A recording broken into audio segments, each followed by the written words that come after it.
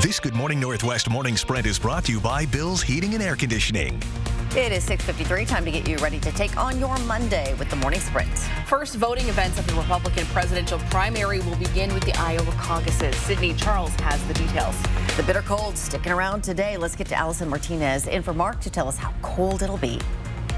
The wind and those freezing cold temperatures were one thing to get used to, but for our next big thing we're tracking, that's snow. We're expecting moderate to heavy snow Tuesday night into Thursday night. The worst commutes will be on Wednesday, so you're going to want to leave yourself plenty of time in the morning there. And snow and ice will remain through Friday. We could even be seeing some freezing rain as our temperatures slowly but surely warm up towards the end of the week.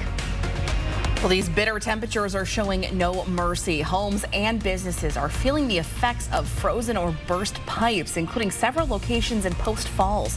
Now, one of these businesses is Flying J. The pipes in its roof burst, taking out the entire ceiling in the laundry room.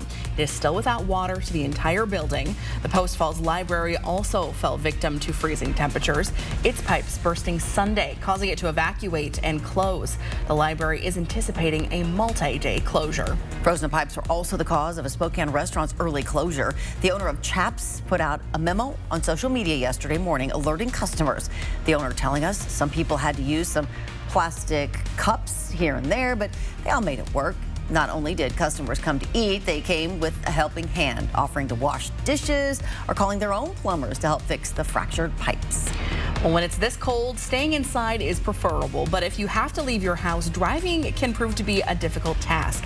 Before heading out on your commute, it's important to take a few precautions. First, make sure that you have good tires and they have good tread. You can do this by measuring the depths of the grooves. It should be about 3/16 of an inch or more. If it's an 1/8 of an inch or less, it's time to start thinking about replacing them, especially if you're expecting snow. You'll also want to pop open your hood and make sure you have enough windshield fluid, engine oil, and coolant.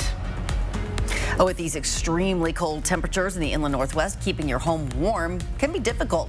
Doing it while saving electricity is even harder. Avista says in the inland Northwest, heating accounts for 40 to 60% of your average energy bill. To save money this winter, there are several things you can do that can make a difference on that bill. One is limiting the use of your bathroom and kitchen fans. Keeping these on for a long period of time can empty your entire home of heat. For more money-saving tips, visit KXLY.com. Tonight's caucuses lead off the election year, and candidates are urging their supporters to brave the weather and vote. GOP frontrunner Donald Trump rallying his voters yesterday. The former president, who faces 91 criminal charges, imploring his supporters to deliver him a decisive victory. Trump holding a dominant 28-point lead in a new Des Moines Register and NBC News poll. Nikki Haley and Ron DeSantis now in a heated race for second place. ABC News will be live in Iowa as the first votes of the campaign are just hours away. Coming up next on Good Morning America. Moments near the House of Charity as a carjacker held a victim at gunpoint. The police department responded to the call, which happened Sunday morning near Brown and Pacific. Luckily, nobody was hurt.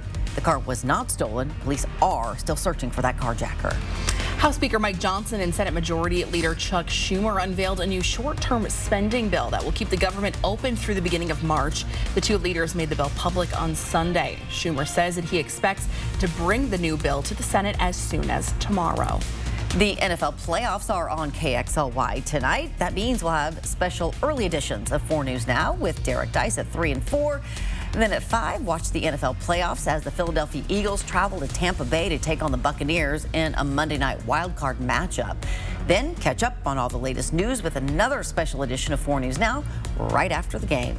Well, today is a day of remembrance, and even though the temperatures are still dangerously cold, Spokane is planning on marching in honor of Dr. Martin Luther King Jr.